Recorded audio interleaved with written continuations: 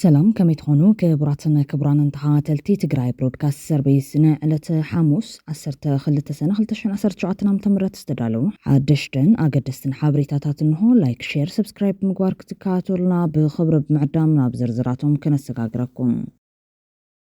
واناوي ملختيم جاقانو سماتاتنا بخبر يذكرو قدم خلقن حادرا سماتات هلوات وقناتنا يكبرو ميلونات او كيندا دربخا بهيوتو نزلو تقراوي نامبعخا بزعوا كبرن حدرن سوات موقع نخبر سماتات مرخاس يزب الملختي نايتقار يوم سماتاتنا بخبر يذكرو هلوات ناب عدوم يملسو يكبرو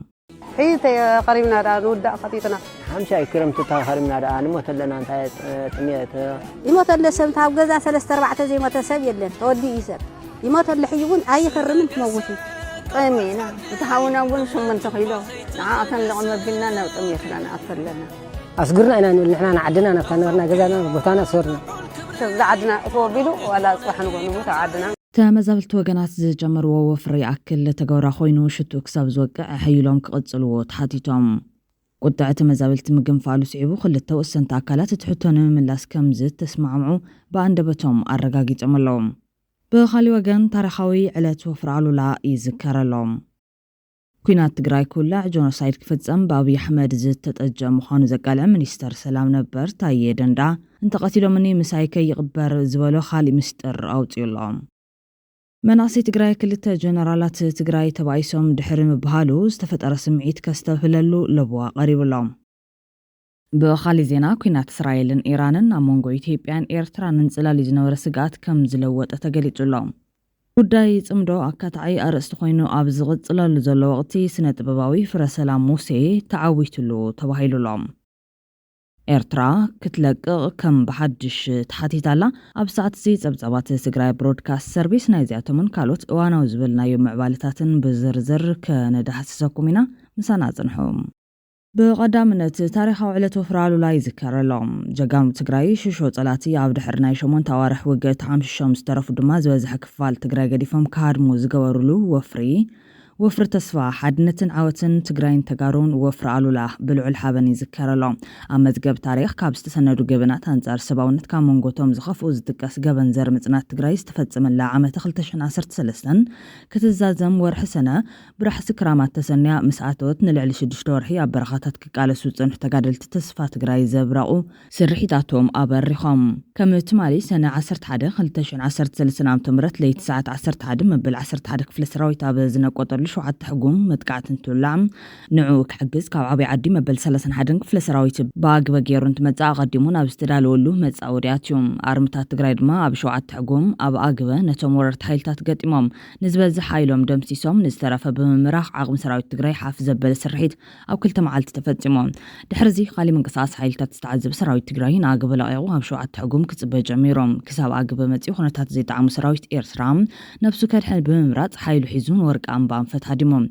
كلتا كفلة سراويت استدمسسو حيل زنتت نتخونتات كغير بمحساب 4 كفلات سراويت مس ميكانايز دوم بحد سلفاتيوم نابشوعات حقوم ستاكب حيل تقراي ببترا بفيت نفيت بقون زقت مع هادوتات مديبو نتعبي حيلي كابشوعات حقوم كسابية جلان في ناروان أبست زرقها كبيدن سفيحن عودو جنات دخمة كقت مدحر مغناي أب موداتات قزيف حيلون تدمسيسو نمبل إسران حدن كفلة سراويت حاويسو كونتات كغير زمتو خالوت حيل تاتون عجاتهم كقدمهم زاتو أهادوتات قدموهم كم زلومي 12 سنة دما تسفع والتقراي يقل عقل نيروم أب مودة دما بالعلنا وررت حيلتات ناوارح أب أقدالن قلتات زحقي حيل تقراين كب 19 سنة أب العلي وررت بزوجحو مرير وقعيت نسبة زحمري تقراي حراز قبر عبي وفر فاتمهم بشم سموي أفريكا وجنرال ألولا بانقاس تسيما وفر ألولا عبي هزباو لأخت حيزو بوزحات دك هزبي تسلفهم لهم بمسوات دك هزبي ناوارح أب العلي زبز حزب تقراي زنورت صور مجزاتي كابن قدعة حزب تقنطيطهم بعلما ما يكبر زنور عمتن جفجافن بمسواتي هيوتن مقدال أكالن تقادل تتقراي تاليوم أو وفرالولا لعلي 35 شح سراويت كاب طموز أخوينهم أو وفرالولا استمارخو ما خلوتن كبتن أزوارات عقمي مكانا يزيد سراويت تقراي نام مدافع مورترات تصار نفرتن تونجفتي روكيتاتن زسقاقر نيرو نوارح مريتو تقبيتو طريتو استوررا قفو تدفيو اخلو استغاز على جبار حارا خوينو مريتو كحرس أمجز عدو بأواج أتوتو مع التاوي اقتل زنورة كتمتاي نامن قصاصو كملسن زجبرة وفر علولام نهلو الناز بتجري كابزلو ترجم توسخي سعيبهم نستجبروا وفرتاتون بايتا زنصفة تاريخ أو سرحيت يوم زي عبر تاريخ تجري فولي وتازوها ونايجن نتشاف كعقب كسندن ولدوتات كفلت وان زجبا حزاوين حويسكام عشرات نايتخوينات بزجبا كيتسنده ناب مشطان مدفع عشرة ججن سراوي تجرين أثر جبنات جونوسايدرات المسكجاروجن أبوزحات ألتاو سمعي سفتريوم كابز بمجاس دمابت نايجن وعلزنا وروجنات اتحاتين ولا انت تلعله اتساب مسحات إن زجت ملو حاتين أو قال سجن فتمنا عين رسعن بموال زخري 11 سنة كلتشن 13 سنة تمرت قبل بوم تصحيف كم زل أمزجلتهم زل على كبري نتوم تجريت سعرنا بلو انكو هوتهم زجبروا سماتاتنا بخالي وجن كنا تجري كل جونوسايد كفتن بابي أحمد استتجه مخان زقال منستر سلام نبر تايدن دعم انتقتيلو مني مسهاي كي يقبر زغبالو كالي ميستر وجوم تايدن دعم عبزمنا إيهادقون ببوليتكاو قوام بتدقاقامي كأسر زيزان خوينو نابي أحمد بمنقافون بتدقاقام زيسر زلو خوينو قد من مودة تاقيزي مسارو كنا تجري استجمرا بوديت أبي زول ميستر بمقلع نكم بعلة تنقرتو قورت أدال زامسلو تجري كم بيافراك تكون زمعادو جونوسايدرات كتعسوم ترايوم رانا نانو تجري يلقى بمساني وانتي تيلي ورنتو زنيتا አሁን እዚህ ጋር ነው እንግዲህ እስከ ዛሬ ድረስ ለሺ ዓመታት አስበ ይሄን ትውልድ ማሸነፍ ካልቻልክ ፐርማነንትሊ ኒውትራላይዝ ማድረግ ካልተቻለ ኢቭን ትግራይ የሚባለው ለምሳሌ የናይጄሪያ መንግስት ላይ ቢያፍራ የሚባል ነገር ወንጀል ነው የተደረገው ናይጄሪያ ላይ ቢያፍራ የሚለውን ቃል በራሱ መጠቀም ወንጀል ነው ሞስት ፕሮባብሊ የኢትዮጵያ መንግስት ትግራይ የሚለውን ቃል እንኳን ክሪሚናላይዝ ሊያደርገው ይችላል ብዬ ነው የምፈራው ምናልባት ወደ 4-5 ክልልነትና በዞን አስተዳደርነት የሚዋቀርበት ሁኔታ ፈልጎ ይሄንን የክራይም ኢንተርፕራይዝ የሆነ ክልል ፐርማነንትሊ ከነስያሜው ከኖሜንክላቸራው ሳይቀር ሪቪዚት ማድረግ ስለሚያስፈልግ ይሄን ጦርነቱን ህዋት ጀመረ ይያልን ሰሜን ህዝብ በመጠቃቱ ነው ይያልኩ እኔ ራሴ ሽራንጀል ቀብሲሴ እኛንን ጦርነቱን በሴራ ያስጀመርነው ኑቱ ሽራንጀል ቀብሲሴ አለን አለ ይሄንን በርካታ ህዝብ በተለይ አማራ ያምን ነበር አንሙት እኔ እዚህ መጥቼ አሁን እስከ ትናንት ይሄን ኢንተርቪው እስከሰማ ድረስ በተደጋጋሚ ጦርነቱን የጀመረው ሰሜን እዝ ላይ የተወሰደው ጥቃት ነው ብዬ ነበር እስከ ቅርብ ጊዜ እስካሁን ማምነው ማለት ቀጽል ዱማታ የደንዳ እንታይ ከም ዝኸውን ስለ ዘይፈልጥ ሚስጥር ኮይኑ ከይተርፍ ክነግረኩም ይብማል ንሞዳታ ጊዜ አብይ አሕመድ ዘካፈሎ ሚስጥር ዘርግሕሎም አብይ ድሕርቲ አብ ትግራይ ዝፈጸሙ ጆኖሳይድ ንኤርትራ ከም ጋዛ ክገብራየ ከም ዝበለ ክንገረሉ ዝጸንሐዮም እንታይ ድማ ሕዚ አብይ ንአምሓራ ክበታትን ምዃኑ ከም ዝነገሩ ቃልዕ ዘሎም አብይ አሕመድ አምሓራ ከጥፎም የሉኒ ስለምንታይ አነኮ ዝሓቱ ዘለኹ ሕቶ ፍትሒ ክረክብ ናጽነት ክረክብ እምበር አምሓራ ንምጥፋ ኣይኮነን ሕቶይ አምሓራ ክጠፉ ድሌት የብለይን አይደ ለን ኢለዩ ይዝብል ዘሎ ቃል በቃል ድማ ስዒቡናሆም እነገሌ ላጠፋ ነው አለ በአካባቢው ፖለቲካ ምናምን ሲም ጠርቶ ምናልባትም ያው የሚሆነው ስለማይታወቅ አማራ ላጠፋ ነው አለ ምስጢሩ ነው እንዳይቀር ለምን አፉን አውጥቶ እንደዚህ አማራ ላጠፋ ነው ብሎ እንደዚህ ነገረ አዎ ያፈረስኩ ነው አለ ናብ ካሊ ሓበሬታት ተሰጋገርና ተመዛበልቲ ወገናት ዝጀመርዎ ፍሪ ኣክል ተግባራዊ ኮይኑ ሽቶ ክሳብ ዝወቅዕ ሓይሎም ክቕፅልሉ ተሓቲቶም ቁጥዕ ተመዛበልቲ እቶም ተመዛበልቲ ምግንፋሉ ስዒቡ ክልተ ወሰንቲ ኣካላት እቲ ሕቶ ንምምላስ ከምዝ ተስማዕምዑ ብኣንደበቶም ኣረጋጊፆም ኣለዉ ዓድናን ከያትና ይንኸርምን ዝብል ቅዋም ዝሓዙ ተመዛበልቲ ዝጀመርዎ ወፍሪ ኣክል ካብ ዝተፈላለዩ ክፋላት ማሕበረሰብን ውድባትን ደገፍ እናቐፀሉሉ እዮም ከም ውፅኢቱ ድማ ዓረና ትግራይ ንዲሞክራሲን ሉኣላውነትን ፓርቲ እቲ ረቡዕ ሰነ 11 سنة 2017 عام تمرت بالصلال محبرسب ምዕራብ ትግራይ ተዳልዩ ኣብ መቐለ ዝተጀመረ ህዝባዊ ሰልፊ ኩሉ ነባራይ ከተማ መቐለ ክሳተፍ ጻውዒት ገይሩላ ምምላስ ተመዛበልትን ስደተኛታትን ተጋሩ ከምኡውን ምምላስ ግዛታዊ ሓድነት ኩሉ ትግራዋይ እዩ እዚ ጉዳይ ከም ዓረና ትግራይን ከይዳን ተጋሩን ንብሔራዊ ድሕነትን አውራ አጀንዳ ገይሩና ተቃለሰሉ መጽዩን በቀጻሉ እውን ዝቃለሰሉን ጉዳይ እዩ ኩልና ነበርቲ ከተማ መቐለ ህዝብናን 50 ክረምቲ ኣብ ኬንዳ ክጸንሕ ይብሉን ኣብ ዝብል ሰልፊ ክንሳተፍ ይግባእ ክብል ዓረና ፓርቲ ደገፉ ገሊጹ ዘሎም ብዙሓት ተጋሩውን ንልዕሊ 5 ዓመታት ኣብ ኬንዳ ዝነብር ህዝቢ ኣለና ንልዕሊ 1684 መዓልታት ካብ ገዝኡ ካብ መረበቱ ተመዛቢሉ ብረድኤት ዝነብር ህዝቢና ተሓቂፍና ዘለና ብግልጽ ቋንቋ ንገሮም ጉዳይ ተመዛበልትን ዘይረብሕ ፖለቲካዊ ጫውጫውታ ኣይተውዕልዎም ተመዛበልቲ ከይዋዓልኩም ከይሓደርኩም ናብ ገዝኦም መልስዎም ይኣክል ንበሎም ነበርቲ ከተማ መቐለ ሮማናት ብምኻድ ድምጽ ህዝብኹም ኩኑ በዚ ተቃውሞ ክርባሕ ዝፍትን ፖለቲካ ሓይልን ታልዩን ፊት ንፊት ብግልጽ ቋንቋ ያኽለካ ብህዝብና ስቃይ ኣይትሸቀጥ በልዎም ልዕሊ 5 ክረምቲ ኣብ ኬንዳ መንባር ልዕሊ 5 ዓመት ፀሓይ ቁሪ ንፋስ እናተፈራረቐካ መንባር ንልዕሊ 1684 መዓልትታት 8 ኪሎ እኽሊ እናተተኸወልካ መንባር ይሕምም ይሕዝን ይሕፍር ጭካን እዩ ይኣክል ክበሃሉ እዮም ፀዊዖም ዘለዎም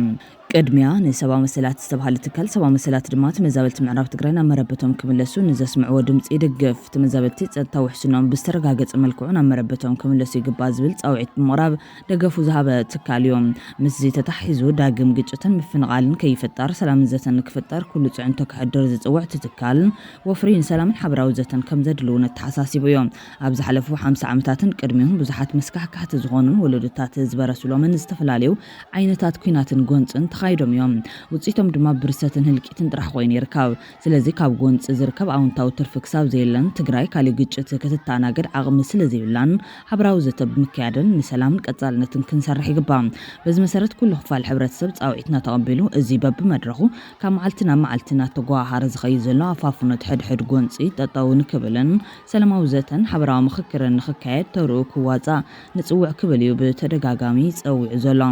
ሰላማዊ ሰልፊ ያክል ይቅጽል ዘሎ ኮይኑ ጽንታት ህዝብ ትግራይ የብቅዕ ሬሳታትና ቆጸርና ኣይንነብርን የብቅዕ ኣብ ትሕቲ ወረርቲ ዘሎ ህዝብና ሓራይ ውፃ ግዛታዊ ሓድነት ትግራይ ከበር ያክል ድምጽ ተመዛበልቲ ይሰማዕ ያክል 50 ክረምቲ ኣብ ኬንዳ ናብ ዓድና ንመለሰሉ ጉዳይ መደራደሪ ኣይኸውንን ናብ ቤትና መልሱና ዝብሉን ካልኦት ጭርሕታትን ብምግዋሕ ድምጾም የስምዑሎም ብመሰረት ስምዕ ፕሪቶሪያ ላላውነት ትግራይ ክሳብ ዝተረጋገፀን ዝተመዛበልን ዝተሰደደን ህዝቢ ናብ መረበቱ ተመሊሱ ዝጣየሽን ኣብ መቐለ ተጀሚሩ ዘሎ ወፍሪ ያክል ኣብ ትግራይን ዲያስፖራን ብጽንዓት ክቅጽል ይግባእ ዶክተር ሙዑዝ በርሃም ምክትል ፈጻሚ ጽላልውን ነበርቲ ሸራሮ ሰልኽለኻ እንዳባጉና ሽረ ኣክሱም ዓድዋ ዓብይ ዓዲ ወቕሮን መቐለን ካልኦትን ከባቢታት ካብታ ዘይብልኩም ንተማዛባሊ ብምምቃል ትግራዋይ ግቡኹም ተዋፂኹም ኢኹም ይኹን እምበር በብኸባቢኹም ዘሎ ምምሕዳር ጽዕንቶ ጌርካ ኣብ ምምላስ ተመዛበልቲ ክሰርሑ ክትገብሩ ንጽውዕ ክብል እዩ ፀዊዕ ዘሎ ጋዜጠኛ ትግራይ ሚድያ ሃውስ ሃይለ ሚካኤል እውን ትግራዋይ ንባዕልካ ክትብል ያክል በል ዝብል ጻውዒት ዘቕረበ እዩ ሃገር እስራኤል ኣብ 1948 ኣቋፅራ ፈረንጂ ከም ሃገር ካብ ትምስረት ጀሚሩ ኣብ ዝተፈላለዩ እዋናት መንነቶም ክብርታቶምን ግዛቶምን ንምሓስ ክብሎም ኣብ ተኸባቢ ምስ ዝርከቡ ብኣማይት ሚልዮን ዝቑፀር ህዝቢ ዘለዎ ሃገራት ዕራብ ብሓደ ይኹን ብኻሊ መንገዲ እናተዋግኡ መፂኦምን ኣለውን እዮም ህዝቢ ኣይሁድ ማለት እውን እስራኤላውያን ከም ህዝቢ ንብዙሕ ዘመናት ኣብ መላእ ዓለም ትብታቲኖም ድሕሪ ምጽናሕ ናይ ባዕሎም ሃገር ዝብልዋ ቅድሚ 77 ዓመታት ሜይ 1948 ኣቋፅራ ፈረንጂ ሃገር ምስ መስረቶም ኣብ ዓለምና ካብ ዝርከብ ብፍላይ ብመዳይ ሳይንስን ወታደራዊ ጥበብን ኣዝየን ዝማዕበለ ሃገራት ሓንቲ ንምዃን በቂዖም እዮም ሓደ ህዝቢ ከም ህዝቢ ግዛት ሲኑ ክበታትን ከሎ እንታይ ዓይነት ሕሳምን መከራን ከም ዝወርዶን ምፍላጥ ህዝቢ ኣይሁድ ማለት እውን እስራኤላውያን ቋሚ ምስክር እዮም ሃገርን ቋሚ መንበርን ዘይብሉ ህዝቢ ኣዝዩ ሓደጋ ዝተቃልዐ ድኹም ህዝብን ይዝኸውን ንኣብነት ካብ 1933 ክሳብ 1945 ኣቋፅራ ፈረንጂ ኣብ ታሪክ ዓለም ሆሎኮስት ተባሂሉ ዝፍለጥን ኣስታት 6 ሚልዮን ኣይሁዳውያን ብስርዓት ናዚ ጀርመን ዝተጨፍጨፉሉን ሓደ ምክንያት ልክዕ ከምዚ ናይ ሎሚ ዝውንንዎ ሃገር ስለ ዘይነበሮም እዮም ኣብቲ እዋን ኣይሁዳውያን ሃገር ኣልቦ ኮይኖም ኣብ ፈቐዱ ከባቢታት ዓለም ትብታቲኖም ከም ስደተኛ እዮም ዝነበሩ ብምዃኑ እውን ዓዲ ሲኖም ኣብ መላእ ዓለም ትብታቲኖም ኣብ ዝነበሩሉ ግዜ ከም ህዝቢ ኣዝዮም ድኹማትን ሓደጋ ዝተቃልዑን እዮም ነይሮም ነቲ ሎሚ በፂሖሞ ዘለዎ ብርኪ ስልጣንን ዕቤትን መበገሲኡ ናይ ባዕሎም ዝልዎ ግዛትን ሃገርን ድሕሪ ምምስራቶም ዝመፀ እዩ ከምኡ ስለ ዝኾነ እውን በብእዋኑ መንነቶም ርስቶምን ግዛቶምን ንምሓስ ክብሉ ምሽሹ ሓይልታት ዓረብ እናተዋግኡ ዝመፁን ዘለውን ሓደ ህዝብን ብዘይ ግዛትን ቋም መንበርን ከም ህዝቢ ክነብር ኮነ መጻዩ ከሕሰ ይኸለን ኩሉ ትግራዋይ ካብ ሕሉፍ ታሪኽን ቃልስን እስራኤላውያን ክመሃር ይግባእ ብሓይሊ ይኹን ብኻሊ መንገዲ መንነትካ ርስትኻ ግዛትካን ምውሓስ ማለት ቀጻልነት ህልውና ከምርግጋጽ ምዃኑ ካብ እስራኤላውያን መምሃር ወሳኒ እዩ ዝብል መልእኽቲ ዘመሓላለፈ ሃይለ ሚካኤል ብመጻል ድማ ሎሚ እንተስ ብድኽመት ፖለቲካ መራሕቲ ወይ ድማ ብሸለል መለል ግዛትካ እንተስኢንካ ጽባሕ ከም ህዝቢ ክትጠፊኻ ሎሚ ምዕራብ ትግራይ ዝኣክል ክንዲ ሃገር ዝኸውን ኣዝዩ ሃፍታምን ስትራቴጂካውን ዞባ ዓባይ ጸለምቲ ብወርቅን ሓምለዋይ ሃፍትን ዝደለበ ንታሪኻዊ ገዳማት ዋልድባ ሓዊሱ ገዚፍ ሃፍቲ ዝሓቆፈ ከባብን ንኻልኦት ኣብ ትሕቲ ወረርቲ ሓይልታት ዘለዉ ግዛኣታት ትግራይ እንተስኢንካ ግዜን ዋሒ ሕጻር ልክዕ ከም ተቐድሚ 1948 ኣቆጻጽራ ፈረንጂ ፍቐዱ ከባቢ ዓለም ፋሕ ጭንግራ ሒሎም ተበታቲኖም ዝነበሩ እስራኤላውያን ህዝብኻ ከምኡ ዓይነት ዕጫ ክገጥሞ ይኽእል እዮም ስለዚ እዚ ከይኸውን ኣብ ከተማ መቐለን ካልኦት ከባቢታት ዘለኻ ትግራዋይ ንባዕልኻ ንመጻኢኻን መጻ ህዝብኻን ክትብል ናብ ኣደባባይ ሮማናት ወፂኻ ይኣክል በል ነቶም ብሰልፊ ዝመጽእ ለውጢ የለን ዝብሉ ዝምቡዓት እዚ ንከያብካ ናብ ኣደባባይ ወፂኻ ድምፅኻ ስምዕ ይኣክል በል ይኣክል ክብል እዩ ፀውዑ ዘሎ ድሕሪ ካብ ቢዱ ጸቕጢ ጊዜያዊ ምሕዳርን ንፈለማዋን ክበሃል ብዝኽእል መልክዑ ተመዛበልቲ ኣብ ምምላስ ኣብ ዝግበር ወፍሪ ከምዚ ተስማዕምዑ ብወግዒ ገሊፆም ኣሎ ፕረዚደንት ጊዜያዊ ምሕዳር ትግራይ ሌተናል ጀነራል ታደሰ ወረደ ትማሊ 11 ሰነ 2017 ዓ.ም ኣብ ከተማ ኣክሱም ኣብ ዝተኻየደ መበል 37 ዓመት በዓል ዝኽሪ ሰማዕታት ትግራይ ምኽንያት ምግባር ኣብ ዘመሓላለፉ መልእኽቲ በትውዕል ኮነ ካብ ትውዕል ወጻኢ ጉዳይ ምላስ ላላዊ ግዛትን ተመዛበልትን ከም ዝፍጸም ኣረጋጊጹ ኣሎ እዚ ድማ ምክትል ኣቦ ወንበር ሕወሓት ኣማኒላ ሰፋ ቅድሚ መዓልታት ምስ ዝተዛረበ ቃል ማዕረ ዝኾነ ስምዕ ኮይኑ መጺኡ ኣሎ ኣብዚ ግዜ እዚ ሓደ ዝግበር ጥራሕ እንታይ ስምምዕ ፕሪቶሪያ መሰረት ገይሩ ይኹን እንታይ ገበረ ጉዳይ ልኡላውነትናን ጉዳይ ተፈናቐልትናን ብዝኾነ ይኹን መገዲ ኣብ መዕለቢ ክበፅሕ ዘለዎ ዓቂድና ዘሎ ሕቶ ምዃኑ ምርድዳእ ተመዛበልቲ ኣብ ጠርዓን ኣለዉ ስምዓዮም ምስተዋልኩ ንጀነራል ታደሰ ብግልፂ ክነግረኩም እንታይ ክብሎም ኢለ እዮም ናይ ሓባር መልሲ ሃለወና እንታይ ክብል ኢለ ዋ ለም ዘበን ታትከኣል ኩላ ክንገብር ኢና በሎም ኢሉኒ ናብ ዝርዝር ኣይኣትን በቃ ታብ ሰላማዊ መስርሕ ትውዳእ ነገር ኩላ ክንውድ ኢና ብዝገበርና ጌርና ዝኾነ ስራሕ ተጀምርና ተፈናቀልቲ ምምላስ ተጀምርና ኣይንኸርማን ቅድሚ ሕዚ ናይ ጊዜያዊ ምሕዳርን ሕወሓትን ኣፈላላያት ንምምሕዳር ብልጽግና ምቾት ዝህቡ ዝነበሩ ኮይኖም ሎሚ ተመሳሳሊ ቅዋም ምስምዑ ተመዛበልቲ ትጀመርዎ ፍርያ ክል ሽቶ ክሳብ ዝወቅዕ ብዝዒ ሽሽታ ከቕጽልዎ ዝገብር ተስፋ ኮይኑ መንግስቲ ብልጽግና ከቐበለውን ዘገድድ ክኸውን ትጽቢት ዝግበረሉ ዘሎ እዩ ትግራይ ብሮድካስት ሰርቪስ ናብ ዘዋደዶ ካሊእ እዋናዊ ሓበሬታት ተሰጋጊርና መናእሰይ ትግራይ ክልተ ጀነራላት ትግራይ ተባኢሶም ድሕሪ ምብሃሉ ዝተፈጠረ ስምዒት ከስተብህለሉ ለበዋ ቀሪቦም መዘክር ኣባዲት ማለት ዘርግሖ ፎቶ ሓሶት እዩ ምስ ተባሃለ ነቲ ብቪድዮ ዝተሰነየ መረጋገፂ ይርኡ ተጋጊየ ጌጋ ሓበሬታ ንዝትልእኹልና ተኣረሙሉ በዚ ምስሊ ዝተጋግሖም ንተኸተልትኹም ኣፍልጥዎም ኣነ እውን ጌጋ ይኣምን ክብል ኣሚኑ ዘሎም ይኹን እምበር እቲ ሓበሬታ ኣብ እንዳ ሻዕብያ ኮነ ኣብ እንዳ ብልጽግና ትፍጻመ ሓቂ ክኸውን ኣብ መንጎ ጀነራላት ትግራይ ባስ ተፈጢሩ ትግራይ ንሕድሕዳ ክትዋጋእ ዘሎ ባህጊ እዩ ተንጸባሪቑሉ ዘሎ ሻዕብያ ኮነ ብልጽግና መንጎ ተጋሩ ዘሎ ኣፈላላይ ክሰፍሕ ንትግራይ በታቲኖም ርፍታ ክረኽቡ ፈተውቲ መሲሎም ክቐርቡ ይፍትኑ ከም ዘለዉ ዝፍለጥ ኮይኖም እቶም ብሸነኽ ብልጽግና ዘለዉ ነቲ ሓደ ክፋል መሪሕነት ትግራይ ብምንሻው ነቲ ካሊእ ድማ ብምምጓስ እቶም ብሸነኽ ሻዕብያ ዘለዎ እውን ተመሳሳሊ መንገዲ ብምጥቃም ኣብ መንጎ ተጋሩ ዘሎ ኣፈላላይ ክሰፍሕን ሕድሕዳዊ ግጭት ክመጽን እዮም ዝፅዕሩ ዘለዉ መራያ ናይዚ ድማ ብሽምፅምዶ ኣብ መንጎ መሪሕነት ትግራይ ዘሎ ኣፈላላይ ክምዝመዝ ዝህቅን ዘሎ ናይ ሻዕብያ ዝኾነ 10,000 ሰዓብቲ ዘለዎ ናቕፋ ፕረስ ዝተባሃለ ሓበሬታ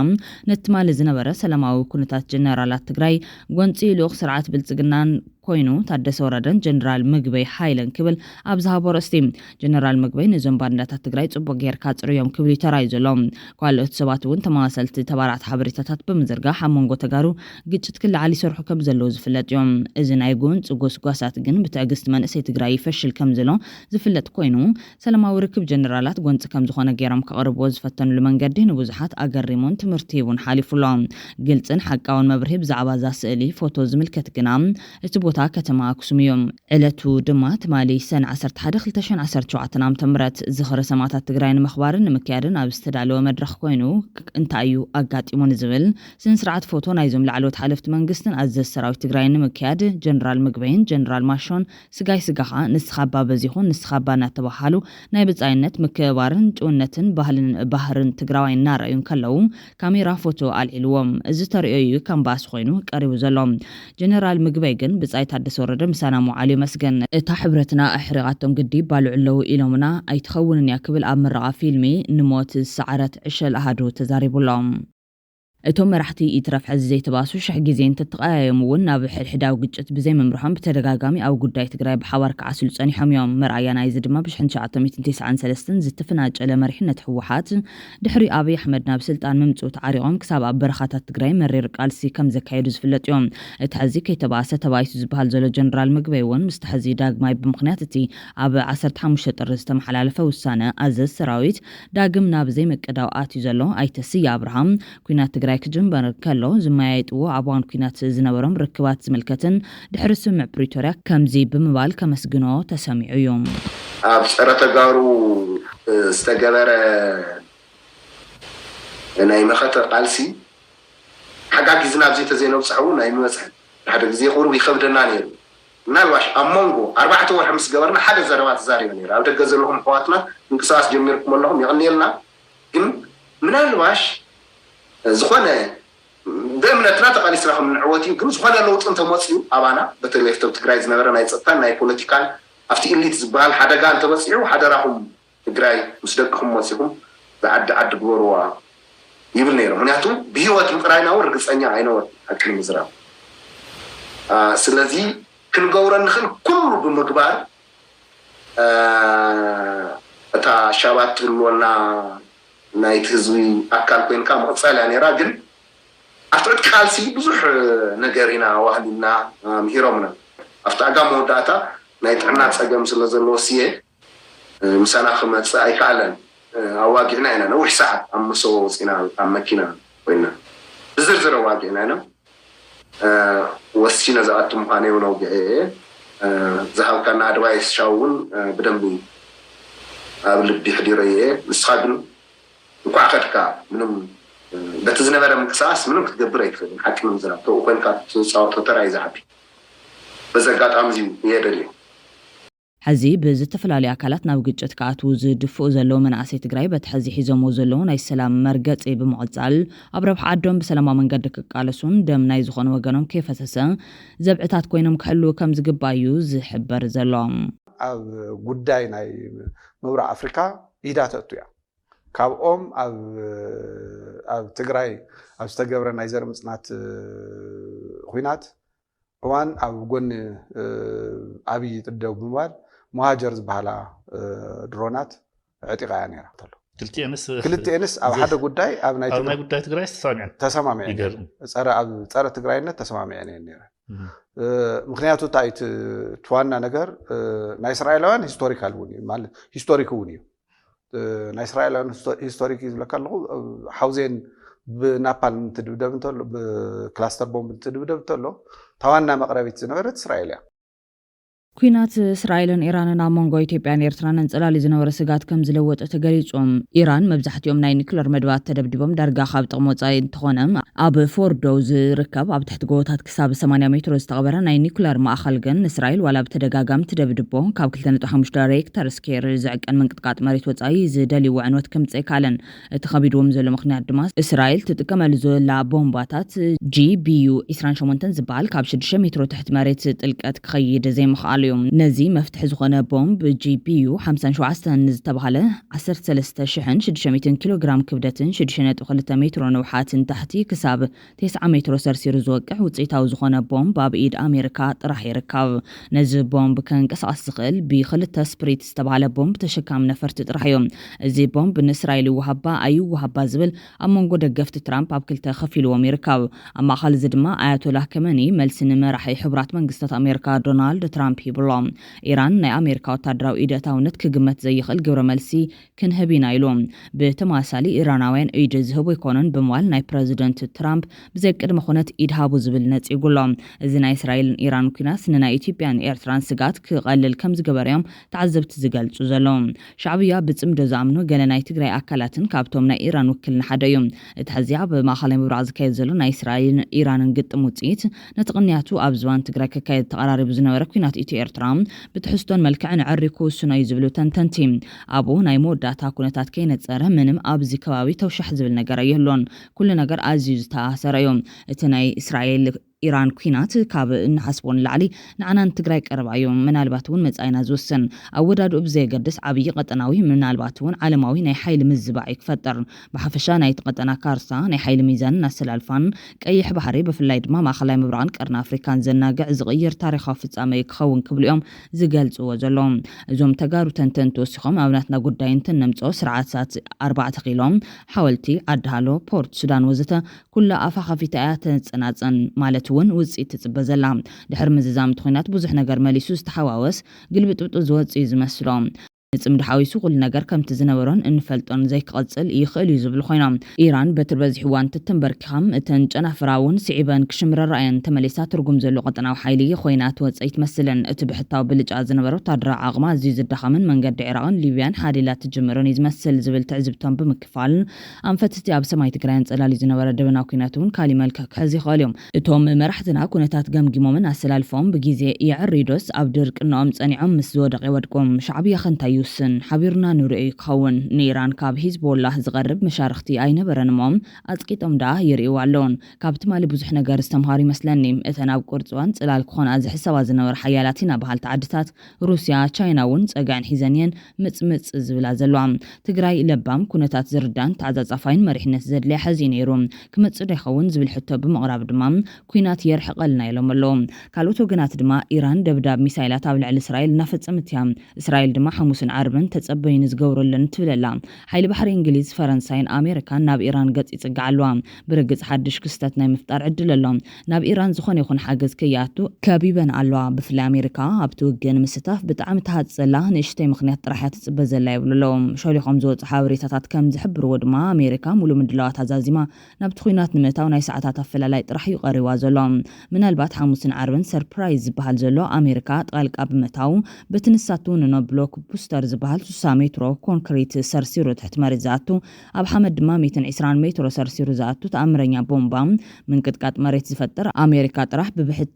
تون نو بومب تطعيما نتاب تحت 9 متر كونكريت زلونا إيران نيكولار بمدمساسن أوشت كونكريت نزلو مرح إيران آياتوله كماني بمقتال ريخون اتو سربرايز أي تفلتن إيران حزيم عليا بزيبلن جتاتو كعلام بزحت هاجرات جيزاو قوام إيران رين دقفتا كي ترفا أنصارا يل على لوام كواتار إمريت عربن سعود عربن إيران التعرقون النابلت تلمننا الليلن بقلتي يوارد علوام جوردان إيران درونات بمخشافن كل إيران جتات إسرائيل كفت بمقبارن إسرائيل دقافاري علام بعل ليبانوس سوريا نبعلن فريحن سقطا مريت أن اللام باكستان تخويناتنا بعلا كي لحق مس إيران زراخب دوبا ملبو ملعات علام تركي بتي خونتات تدنجيتا وشتات فتشلا مالتون تركي بهاجرات أوروبا كم إيران زبلمت قعت كبت حكم زخل سلت فلت يوم قدم حزي فرنسا تمرحن هاجرات أوروبا نترك نموراري حسبا كم زنبراي فلت روسيا بحتاو تتبلام حزا إيران كيت سنة كواسقاتن تحلوام بتخونتات سجاء إيدات أميرا كوفيلا لام تشاينا بتوجه مخنيات قطبا يهسلنا بلت تنصرصر لام أمريكا نتخوينات تقواحرو لنا بلت دما تنقفلا بزخوينات دما قدامي تقعيد تشاينا مخاناي فلت يوم وجل شوعتن إسرائيل دقيفان مجلس أوزين لام إيران بحق بينات تقدم لام إذن تقراي كونتات يزحاخركام انتو حدا إيران بمدري زخبا بحيلي لن تقراي جن بمدري مولو خباتي مستشعت كللات مولو حيلي مس مولو حيلي إثيوبيان مولو حيلي إرتران مسوسن حاجز زجبرا إيران إسرائيل يوكرين روسيا سوماليان أذربيجان وزتي أجت إمام تزجرم جنا تجري كواس هاجر أيقونتن كل اليوم بتوسخي إيران 46 عام استدلوا يتلو كينات انت تكون تجري جن نيوارح نيمد لو جزء ونوران انت خونه جن نزخلو هندود حيل تلاقي كم أمس أم دمسيساتهم يام كيف تونا بسمع نكاتو تلاتن النبعلم كبتاتون دما ጌራያ ጸላትና ሓዝን ንባዕሎም ዝዋዱን ኣብ ዘይዕራቕ ደረጃ በፂሖም ኣለዎም ገሊኦም ንባዕሎም ንክጠፉ ኣብ ጫፍ ይርከቡ እቲ ዝሕዝን ግን ጸላትን ንባዕሎም ከም ዝበላልዑ ጌርና ንባዕልታና እውን ሰኣን ውሕል መሪሕነት ንበታተን ምህላውና እዩ ሕዚ ኸመራሕትና ካብ ጌጎም ተማሂሮም ዓቕሚ ህዝቢ ኣተኻኺቦም ጠንካራ ትግራይ ንምህናጽ ይሓስቡ ዶ ይህሉ ወይስ ከም ትኹል ግዜ ደቂሶም ጸኒሖም ዳግማይ ከብልዑና እዮም ዝብል ሕቶ ዘቃልዕ እዩ ትግራይ ቅድሚ ኩሉ ሽጣ ክትጸርለዋም ካብ ሕሉፍ ስተትና ተማሂርና ድማ ብዝተረቐቐ መንገዲ ክንመርሽ ይግባእ መጻኢ ትግራይ ንምህናጽ ካብ ሕሉፍ ጌጋ መምሃራ ኣገዳሲ እዮም ኣብ ዝሓለፈ ኩናት ዝነበረ ክፍተት ንሕና ቀዳሞት ተሓተቲ ኢና ሸፋፊንካ ዝኸይድ ነገር የለን ካብ ሕዚ ድማ ትግራይ ኣበይ ነይራ እንታይ ላ ናበይ ትኸይድላ ዝነበሩና ስተታት ብዛዕባ ጽምዶ ክምርመር ዝግባእ ዝብል መልእኽቲ እዮም ኣመሓላሊፎም ዘለው ብኻሊ ዜና ጉዳይ ጽምዶ ኣካታዓይ ኣርእስቲ ኮይኑ ኣብ ዝቕጽለሉ ዘሎ እቲ ስነ-ጥበባዊ ፍረሰላም ሙሴ ተዓዊትሉ ተባሂሉሎም በታ ኣካታዓይ ኣርእስቲ ኮይኑ ዘሎ ጽምዶ ኣቢሎም ዝተረኸቡ ሕብረተሰባት ትግራይን ኤርትራን ደጊም ብመራሕትና ኣይንዳመን ዝብል መርገፂ ሒዞም ይቕጽሉ እዮም ዘለው መረብ ከም ቀደማ ሩማና ብሓንቲ ጋብላ ብሓንቲ ዒላ ነብር ይግበረና ይኣክል ይበሎ ህዝብን ተተሓዋቒፍናስ መራሕቲ መን ሒዞም እዮም ክመርሑ كزارب وطنهم فلا يبلنان كن ولا ما انت عن فلقان تاينا حدينا تفلنا يبلنان تقرأ إيرتران قرب دقلتهم ما لك حدا سبعي لك لا وعينا زي أقابل زقبركم منا بتعمينا تحقسنا الرغم تكلس أقوالات تقرأيس نيالترايز مرعوانيرة نعبنتنا عيسى الاستحواتي اللو عنوزي تمرعين زمتا دك حوابي ونلو حدا داسين زأهلا نحن عسي زنبع سينا برنان جزي خوينو تبعيسنا بمراحتنا حج خام ناب سلام زم كل تقول عوز جمر وتصمديلهم انكو عن سوون حساب لبهم اسمر لهم بتعمينا انا مسجنهم እዞም ክፋላት ሕብረተሰብ ቅድሚ ሕዚ ዝነበሩ ዘስካሕኩ ኩነታት ዘሕለፉ ኮይኖም ብፍላይ ብወገን ኤርትራ ዘለዎም ምስ ትግራይ ብዝገብሩ ዝነበሩ ርክባት ተነጽሎን መጥቃዕታትን ዝበጽሖም ከም ዝነበሩ ይፍለጥ እዮም ካብዚኦም ሓደ ስነ-ጥበባዊ ፍረሰላም ሙሴ ኮይኑ ኣዲሁ ንናጽነት ኤርትራ ኣካል ከፊላ ክነሳም ወዳ ጓል ትግራይ ብምርዓው ተነጽሎን ምጉናይን እውን በርቲዑን ከሎም ነታ ሰበይቲ ወዳ ብምክልኻል ኣብ ጎኒ ወዳ ብምዃን ክሳብ ሕዚ ናይ ጽምዶ ግዜ ዘብቅዐት ጅግና ኣደያ በገስ እንጠንኩ ፍረሰላም ወድኹስ ተቃወማይሞ ቅድሚ ሕጂ ኣብ ቃለ መጠይቅ ኣብ ዝገበርኩ ኣብ ኤሪዛራስ ጻዕዳ ወደይ ኬኔርክስ ጻዕዳ ጽናሕካ ማለት እዩ ካልኣይ ነገር ወድኽ ትግራወይቲ ተመርዒስ እስኺ ከዓኒ ኣብ ገዛ ናይ ተጋሩ ኣብ ቲክቶክ ኣቲኸ ትዛረቡን ተራእይኽ ነርኪ ኢኺ ስለዚ እስኹን ትግራይ ትስዕር ኢኺ ትብሉሞ ክንቀትለኪ ኢና ሓደ ሳብ ሱዳን ከለኹስ ደው ኢሉለይ ቴሌፎን كقتلك متيلخ ورقات دي خسخي حقي تقادالي تيتبلي يلني من خمان كل تلكوس كقتلك متي ابي لا خاطلكوس ابات دغغزا እግዚአብሔር ምሕረት ግበረለይ ብስጋ እንደ ተዛሪ በሽዕ እሞር ጋዳት ኢትና ሶቪየት ኮማንዶ ይፍርሐኒ ከም ዝናትካ ታሪክ ተፍርሐኒ ሞላዓውቶ ይለስ ሓሴክ የጓልያ በአሜሪካ ይደሎ ግን ከቀትለክ መን ይኸቀትለክ ዝበለኒ ክንጽር ከማን ዝህዝብ ክፈልጦ አቱም ሰባት ወላ ሓንቲ ጽፍሮም ላይ ተቀንጠቡላና ሀገር ከም ዘይድ ልዘረባ ነዚ ዝተገንዘበ ጋዜጠኛ ነሽነሽ ድማ ተጽምዶ ንኸምዚኦም ዝኣምሰሉ ብጉዳይ ፖለቲካዊ ውልቃዊ ህይወቶም ንክጉዳይ ዝተጻዓረሎም ዓወት ሒዙ ከም ዝመጸዩ ዝገልጽ ዘሎ ምስ ትግራወይቲ ጽምዶ ጌርካ ሓዳር ጌርካ እናተባሃለ መቸም ከም ስነጥበባዊ ፍረሰላም ሙሴ ዝተዘለፈ ዝተጸረፈ የለን ትዝክሩ ይኹም ክንደይ ዓመታት እዩ ተጸሪፉ ማለት እዩ ምስ ናይ ፖለቲካ ኣተሓሒዞም ኣብዚ ሕጂ ግዜ ፍረሰላም እቲ ፍቅራዊ ህይወት ስለዝቆጽሎ ኣከም ዝበጽሑ ጽቡቃት ቆልዑ ወሊዱ ብጣዕሚ ደስ ይብሉኻ ማለት እዩ እቶም ትማሊ ስለምንታይ ምስ ትግራወይቲ ጽምዶ ጌርካ ዝብልዎ ዝነበሩ ድማ ሎሚ መብዛሕትኦም ተጸሚዶም ምስ ትግራይ ፍቅሪ ጽቡቅ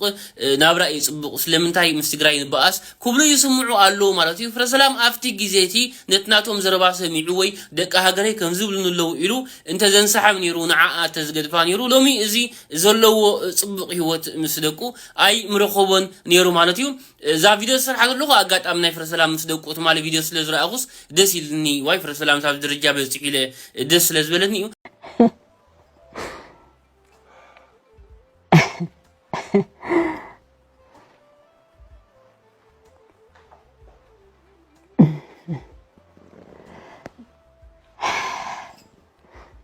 برو تعدا ولا انت ابصان وففان زي بالكاب زعلن بصح ولادي سلازخون كزي كونسي مانن قرابي خان فلاطي خان زفلطك ጻዕዳ ወዲ ጻዕዳ ይኻሞ መንገድኻ ጻዕዳ ህይወት وت كصعدة كل نجار كصعدة خون كمدة تميتين نايلتن لاي قطر صلوتي مو تسقط عمي سسرناي كان تطبق كان منه كراي عيني بركي كل نجاري هيابي خب علم أزي أذكرك እዚ ከምዚ ኢሉ እንከሎ ሻዕብያ ነታ ኣብ ጋዜጣ ሓዳስ ኤርትራ ክዝርግሑ ዝቐነየ ትግራይ ሃገር ኣይትኸውንን ዝብል ወፍሪ ከም ዘቋረፆ ተሰሚዖም ጽምዶ ገና ወስን ከይበለግና ሻዕብያ አንጻር ብሄራዊ ዘቕንዑ ጽሑፋት ኣብ ጋዜጣ ሓዳስ ኤርትራን ሚኒስትር ዜናን ምዝርጋሒ ተጸሚዱ ቀንዮም ናይ ኣክሱም ጨፍጫፍ ብወያነ ዝተፈጸመ እዩ ወያነ ሃገረ ትግራይ ክምስርት ብምህቃኑ እዩ ናብ ግጭት ዝኣተና ወያነ 2018 ዝወደቐ ሃገረ ትግራይ ካንጽ ብምፍታን እዩ ነይሩ ሃገርነት ኦሮሞማ እውን ተመሳሳሊ ዕጫ ክበጽሖ እዩ ሃገርነት ትግራይ ሕልሚ እዩ ዝብሉ ካብቶም ዛጊድ ኣብ ዝቐነ ኣብ ጋዜጣ ሓዳስ ኤርትራ ዝተጻሕፉ አንጻር ጽምዶ ዝቐንዑ ቅዋማት ግዳፍዮም ይኹን እምበር ሕዚ ከም ዝተቋረጹ እዩ በዓሉ ኣወል ስዒድ ኣረጋጊጹ ዘሎ زحلف جزيات في السهاية ود بوليس أبو حداس إيرترا الصحافة جلسات كفتات الواستبيل اللغو إزت إلا له نقدفه حدا خاب حداس إيرترا والكاوريتو صحافة خمس غونة تصحيف له ده حرد ما أو قمس من بارنا بغلتي وجن هدئ زبالة للزبي زدلي شعبيا التجمير استبحال ጽምዶ በዓል ኮቋርጾ ይኽእሉ ኣብ ዝበሃሉ ዘለዎቲ ኣብ ውሽጢ ኤርትራ ተቃውሞ ከም ዝገጠሙ ይዝግለጽ ዘሎ ህዝቢ በቲ ዝካየድ ዘሎ ዝምድናታት ኣዝዩ ጉህዩ ምህላውን ኣብ ኩናት ትግራይ ናይ ዝተኸፈለ መስዋዕት ወግዓዊ ምንጋር ከይተገበረ ምስቲ ንዝሓለፈ 20 ዓመታት ደመኛ ህዝቢ ኤርትራ ዝብልዎ ዝነበሩ ውድብ ዝኸድዎ ዘሎ ኣካይዳውን ንኻሊእ ኩናት መሰረት ዝገበረ ይብማል ከቢድ ስጋት ተሰሚዕዎ ኣብ ትሕምሕም ተሓቢኡ ይነብር ምህላው ካብ ውሽጢ ዓዲ ናብ ኣዲስ ኣበባ ካይሮን ካምፓላን ካብ ዝገሹ ንምርግጋጽ ከም ዝተኻለ ምንጭታት حبيرهم كبل مع خنزينا إيربيم تبتيبهم وجل هجدف أو كينات جراي زود مناسيات بوجع كينا جرا مستعب كينات مباستو زنبرة ودب وحات جورز لازم بدنام بفلا بسدر جدات كبير حمام فتيرهم هلاوز قلت من جساتنا تقولجلب من قدنا يومي دي كادر تطبيلو دقاقي مسلام أباي توريدو كبل ولا أنتو عالم تعب حزبي إرتراس في نزل سكف تاجن أزي خبير مخانون حزبي بتحمتهم حز خان تأيك متأنز بالفرحي سفين ومهلا وإمز قلتهم أبو أنت دمرنا الزنبرة ناي سلام هواهو حزب زيت تصبيو كبير واقع استغفلو كينات دحر مولادهم وجل هجدف زمرتون أي سلام من قديم مسحادة أمريكا نتخالي مقع مخانو حزب تصبو غير تردي ومهلاو زقلتو توم كاوش تاجر زمت ولدي حزبي ترف كم تقول هجدف زبلو نتمدو قبلو دقو كاب هاجر زهدم اللي من قد كندي وعلم هلاو إم زقلتو زلوم حزبي إرترام حزب تجراي نامول سلام تمليسو كنبر كتور رجلا قالو زبلو من جتات إيربيم يخون مبر سلام زنافق حزبن وجل هجدف كعملو سلا زي خال سلام زبل قال مبزحو كينات يمتصلو مالت يلكا كتسا زقبر ገይሮም ህላው እዮም ዝገልጹም ንቃላት ወለድ ምርኩስ ገይሮም ኣብ ሰደድን ሓበሬታ ዝገልጹ ድማ እዚ ኩነታት እንኮላይ ንባህርቲ ስርዓት ዝፈልጡ አካላት እውን እዮም ዝቃወምዎ ዘለዎም ኣብ ስመራ ዘሎ መንግስቲ ብሕጊ ዓለምን ብዲፕሎማሲን ብሕጊን ዝግዛእ ኣይኮነን በቃ ምስ ኩነታቱ እንዳተቀያየረ ካብ ግዜ ናብ ግዜ ብመዓልታውን ወርሓውን ዓመታውን مجدتات بلان دقايرة وزخيد نهزبها خمسين ناقبرة نهلكا لعلي 3-4 عامات نحوالله لذي نحنا هزبنا زمرخ سلام زفتر المعاد زفتر قوام زفتر منقستي بلنان ازينا إثيوبيا منقستها خدندن خيليو بزي حقاو تخيت الليخا بزي حقاو خدكعكا بزي حقاو خسكا مقدي سلازي خفت كارلو عب شقركو خيليو بزخوني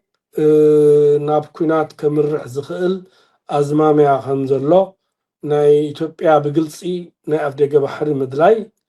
ناي إرتراخا بعلو زخفتو قداد بعلو هجي خبالعو عم مفرح درجة بس يحلو مالتيو سلازي توقع بهدف بمنغستي إرتراون باس قاء منغدي زريو زلبتي ناي بصحفات زلو خابهم ناي مفرح ملكتات كم زلوو زمالاخت عبي نطبتات نرق لنا እዚ ከምዚ ዓይነት ተቃውሞ ብወገን ትግራይ እውን ተመሳሳሊ ዝረአ ዘሎ እዩ ትማሊ ኣብቲ ነንበል 34 መግለጺ ወንስ ትዝገበርናዮ ናይ ጥንታት ዘመቸስ ኣየጣዓሰናን እዩ እሞ ሙዚቃ ሕሹክሹክ ዝብሉ ከዓ ሰባት እኒአው ኣብዝናህና ዘይሮ ኩሽማን እዚ ወራዳ ዝኾነ ፖለቲካ እዩ ወራዳ ምስ ጄኖሳይደር ክንዓጥሪና ፖለቲካ ዕጥራን እዩ ዝበሃል ፖለቲካ ጦርነት ኣየድልያን ኢና ንብል ዘለና ትግራይ ጦርነት ኣየድልያን ማለት ከዓ ታ ጦርነት ኣውፃለ ኢለካ ግን ኢኻ ኮ ዘይውፃኻለ እቲውን ይመፀና ኣሎ እቲውን ይመፀና ኣሎ እቲውን ይመፀና ኣሎስ ሰቂልና ንግጠም ሰራዊትና ኣጠናኺርና ኢኻ ትብለኒ ዘለካ ተቋርፀኒ ኮለካ ከመይ ገረ ከውፃ ክመፀልካ ኮናው ንሳዲ ኣይኮነትን ሕጂ ካብ ጦርነት ክንወፅእ ተኮይና ይብለካ ኣለኹ ዶክተር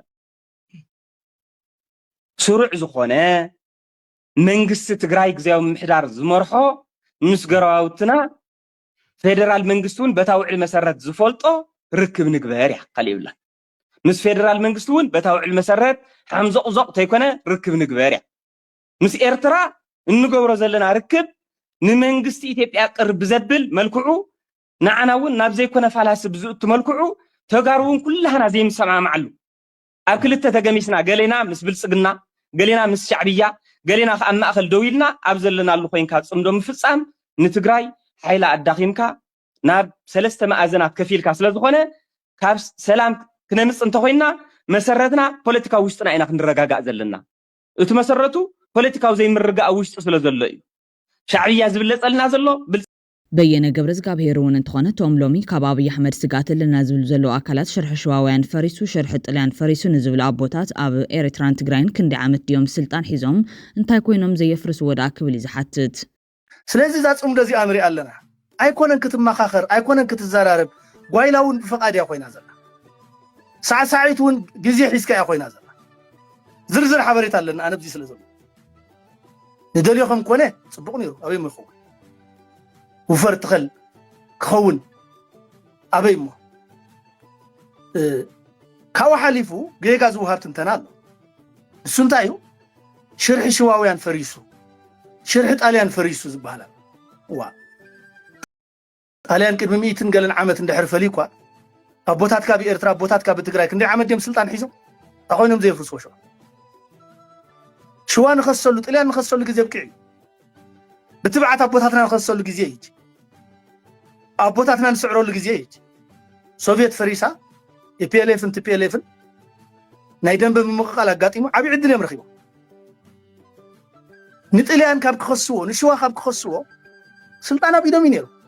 ኢትዮጵያ ማእከል ዝገበረ ፖለቲካ ክሰርሑ ግን ንዕው ይስተውዓሉ ኣይራእይዋ ይከኣል ሕጂ ኣይከኣል ኣይኽእልዎን እዮም ሕጂ እንታይ ደኣሎም ኣምፂኦም ሕጂ ንመከላኸሊ ኣብ ዲፈንስ መድረክ እዮም ዘለዉ ሕጂ ኣብ ነፍሲ ምክልኻል እዮም ዘለዉ ኣብ ነፍሲ ምክልኻል ስለ ዘለዉ ቅድመ ግንባር ዝኸውን ህዝቢ ይደልዩ ተዘቲሉ ይፈልጥ ዲኹም ፖሊሲ ክሌም ገይሮም ፈልጡ ዲዮም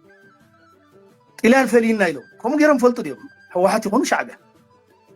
ቀላሲ ናይ ዝጽምዶ ኣወል ስዒድ ድማ ሕሉፍ ኣይንጸባጸብ ብምባል ነገር ብድፉኑ ክተርፍ እዩ ዝጽውዕ ሕጂ ሕሉፍ ምጽብጻብ ገዲፍና ነቲ ዝርካቡ ውሕድ ቁፅርና ኸዳቕቕ ካልእ ደም ካልእ ውግእ ካልእ ጓህሪ ክደፍኣልና ድቃስ ንዝሰኣነ ናይ ሓባር ጸላኢ ኢዳ ሕቢርና እምብንሞትን ድሕረትን እምብንዳግማይ ሰብ ዝሰርሖ ህልቂት ኢልና ማዕዶ ንርእየሉ ለባም ዝደሊ ግዜ ሕጂ እንታይ ዝብል ዘሎ ኣነ እብ መንገዲ ጽምዶ ኣቢለ ፍታሕ ከምፃልኩም ኖርማላይዜሽን ሽዑ ኣብ ኖርማላይዜሽን ዘሎ ሓደጋ ዝርዝር ክንርኢ ንኽእልና ጀኖሳይድ ገይሩና ሻዕብያ ይትበሉ ፕሪቶሪያ ትቀበሉ ነዛ ጽምዶ ዝቃወሙ ባዕልኩም ቅተልዎም እዚ ምዕራብ ትግራይ ገለመለ ንሕና ኢና ክንበኩም ትግራይ ከም ክልል ኤርትራ ከም ሃገር ዝግበር ዘሎ ኢንተርናሽናል ቅቡልነት ዘይብሉ ጽምዶ እዩ ኣወል ሓደ ኣርቲክል ክትረኽቦ ይትኽእል ንኻ ጽምዶ እዚ ብልጽግና ኦሮሞማ ጸላእትና ዝብል ቀሪጹ ይትጽምዶ ቃል ኪዳን ኣሲሩ ዘሎ ህዝቢ ኦሮሞን ህዝቢ ኤርትራ ጸላኢ ይኮነን ንህዝቢ ትግራይ እውን ጸላኢ ይኮነን ጽልኢ ጎሲሱ ዘምጽኣልና ዘሎ ጽምዶ እዩ ንዓና እውን ሓደገኛ እዩ ዝተፈጸመ ገበን ጆኖሳይድ ፍትሒ ከይረኸበ ስቑኢሉ ክድፈነ ይግባን ዝብሉ ተጋሩ ግና ወዲ ሰብ ከከም ጊዜኡ ከከም ደረጁ ዕድሚኡን ዓቕሙን በብጊዜኡ ዝህልዎም ሕልምታትን ትምኒታትን ይፈላለዩን ይቀያየሩን እዮም ዝብል ሓደ ትግራዋይ ብፍላይ ኣብ ዝሓስ ሰዓት ዓቕምን ዕድመን ድሕሪ ዝተወሰነ ዓመታት ከሳኽዖመለን ኢለ ካብ ዝሓስቦምን ዝምነዮምን ነገራት እቲ ቀንድን ቁፅሪ ሓደን ብሽም ኢሳያስ ኣፈወርቂ ዝፅዋዕ ናይ ገበን መዝገብ ከፊታ በዓል ሓጎስ ገብረ ህይወት የማነ ገብረኣብ የማነ ገብረ መስቀል ዑስማን ሳልሕ ኣወል ስዒድ ጀነራል ፊሊጶስ ወልደ ዮሃንስ ብርጋዴር ጀነራል ተኽላይ ክፍላይ ኮርኔል ተስፋል ደታፍተ ስላሴ ዝኣመሳሰሉን ካልኦትን ተኸሰስቲ ኣብ ልዕሊ ብኣማይ ተሽሓት ዝቑፀራ ደቂ ኣንስትዮ ትግራይ ዝፈጸምዎ ግፍዓዊ መድፈርቲ ኣብ ልዕሊ መናእሰይ ትግራይ ዝፈጸምዎ ገበን ቅንጸላን መርሸንትን ኣብ ልዕሊ ኣረጋውያንን ህፃናትን ዝፈጸምዎ ግድድ ምፍንቓል ኣብ ልዕሊ ናይ ውልቀ ሰባትን ናይ መንግስትን ሃፍትን ንብረትን ዝፈጸምዎ ጉሕለትን ዕንወትን ኣብ ልዕሊ ከተማታትን ቁሸታትን ትግራይ ዝፈጸምዎ ደብዳብን ዕንወትን ብሓፈሻ ኣብ ልዕሊ ትግራይ ዝፈጸምዎ ገበን ዘር ምጽናት ገበን ኩናት ገበን ኢሰብኣዊ ኣተሓዛን ገበን ሱራ ደቂ ሰባትን ዘጻሪ ካብ ፖሊስ ዓቃቢ ሕጊ ካልኦት ሰብ ሞያን ዝተውጻጸ ናይ ምርመራን ምጽራይን ኮሚቴ ጣይሸ እቲ ዝተጣየሸ ኮሚቴ መርሚሩ ነጻሪን ዝኣከበ መረዳእታ ብምሓዝ ነቶም ተጠርጠርትን ኣብ ቤት ፍርዲ ብምቕራብ ጥፋተኛታት ኣቢለ ነቶም ፍትሒ ዝጸመሙ ወገናተይ ደበስ እዮብ ምድባስ እቲ ዝዓበየን ቁጽሪ ሓደን ሕልመይን ትምኒተይን እዮም እዛ ነገር እዚኣ ብሽመይቲ ትፍጸምን እንትሳኽዓን ሓጎሰይ ወሰን ይክልዎን ብማልዩ እቲ ዝተፈጸመ ገበን ናይ ግድን ተሓታትነት ከም ዘድልዮ ዝገልጽ ኣብ መወዳእታ ኤርትራ ዝሰወረቶ ምስራት ፖለቲካ ክትለቀቕ ብሪጣንያን ሕብረት ኣውሮፓን ጸዊዖም ህዝቢ ትግራይ መሊእና ከየውረስናዮ ተኸሊፍና ምባሉ ጥራሕ ከይኣኽሎ ዝፈጸምናይ ጽንተት ኣየናስሕናን ምስ ዝበለን 56 ጣብያታት ትግራይ ሒዙ ዘሎ መንግስቲ ኤርትራ ለቀቅን ይበሃል ከም ዘሎ ዝፍለጥ ኮይኖም ዝኣሰሮም ዜጋታት እውን ክለቀቕ ተሓቲቱሎም ኤርትራ ኩሎም ናይ ሕልና ኣሱራት ክትፈትሕን ፖለቲካውን ሲቪካውን መሰላት ዜጋታት ከተኸብርን ሕቡራት ሃገራት ብሪጣንያን ሕብረት ኣውሮፓን ዝርከቦም ወገናት ጸዊዖም ፍሉይ ወኪል ሕቡራት ሃገራት መሐመድ ዓብዲ ሰላም ባቢኬር ንቤት ምክሪ ሰብኣዊ መሰላት ኣብ ዘቕረቡ ዓመታዊ ጸብጻብ ምስዋር ተቃውሞም ዝገልጹ ሰባት ገደብ ኣልቦ ሃገራዊ ኣገልግሎትን ዘይሕጋዊ ማእሰርትን ይቕጽል ከም ዘሎ ይጠቅስ ኣብቲ መጋባያ ርእይቶም ዘስምዑ ወከልቲ ብሪጣንያን ሕብረት ኣውሮፓን እውን መንግስቲ ኤርትራ ንዝፍጽሞ ዘሎ ምግሃስ መሰላት ደው ከብልን ለውጢ ክገብርን ጸዊዖም ኣለዎም እቲ 19 ገጻት ዘለዎ ጸብጻብ ሕቡራት ሃገራት ኣብ ኤርትራ ልዕልና ሕጊ ጎዲሉ ከም ዘሎን እቲ ኣብ 1997 ዝጸደቐ ቅዋም ይኹን ኣብ 2015 ተነዲፉ ዝተባሃለ ሓድሽ ሕገ መንግስቲ ኣብ ግብሪ ከም ዘይወዓለ እውን ኣስፊሩሎም መስጋገሪ ሃገራዊ ባይቶ ካብ 2002 ጀሚሩ ከም ዝፈረሰ ዝጠቅስ ዶክተር ባቢኬር ኣብቲ ሃገር ተሓታትነት ከም ዘየለ ይብርህ ፕረዚደንት ኢሳያስ አፈወርቂ ኣዋጃትን ፕረዚደንታዊ መምርሕታትን ብምሃብ ስልጣን ሓጋጋ ኣካል ከም ዝገበተውን እቲ ሱዳናዊ ፍሉይ ወኪል የነጸር ብዘይካዚ ሕዚ እውን ናጽነት ሕልና ሃይማኖት ወይ እምነት ኣዝዩ ተገዲቡሎ ኢሎም ኣብቲ ሃገር ዝቕጽል ዘሎ ማሰርትን ምስርጣይን ሰዓብቲ ገለ ወንጌላውያን እምነታት መርኣያ ምዃኑ እውን ይገልጽ ሰብ መዚ መንግስቲ ኣብተን ፍቑዳት ዝበሃላ ሃይማኖታት ካቶሊክን ኦርቶዶክሳዊት ቤተክርስትያንን እውን ኢዶም ከም ዘእቱ ሰፊሩሎም ምስ ስግረ ደባዊ ጸቕጥብ ዝተተሓዘ ድማ ኣብ ወጻእ ዘለዉ ውዳበታት ናይቲ መንግስቲ መሳርሒ ከም ዝኾኑ ይኸስስ ፕረዚደንት ኢሳያስ ብዘይ ዲሞክራሲያዊ ሃገራዊ ምርጫ ካብ 1991 ጀሚሩ ነቲ ሃገር ይመርሓ ምህላው ይፍለጡ ቅዋም ክትግበርን ንተሓታትነት ክግዛን ዝቐረበሉ ምሕጽንታን ጻውዒትን ብምንጻግ ብዙሓት ሚኒስትራት ጀነራላትን ኣባላት ባይቶን ዝርከቦም ሰበስልጣን መንግስቲ ነበር ኣብ ስውር ቤት ማእሰርቲ ከእትዎም ጸኒሑ እዮም ብዙሓት ጋዜጠኛታት እውን ብተመሳሳሊ ኣገባብ ምስ ተሰወሩ ሃልዋቶም ኣይፍለጥን ክቡራትን ክቡራንን ተኸታተልቲ ትግራይ ብሮድካስት ሰርቪስ ነሰዓት ዝተዳለው ሓደሽትን ኣገደስትን ሓበሬታታት እዚኦም ይመስሉ ላይክ ሼር ሰብስክራይብ ምግባር ስለትከታተሉና ኣዝና ንመስግን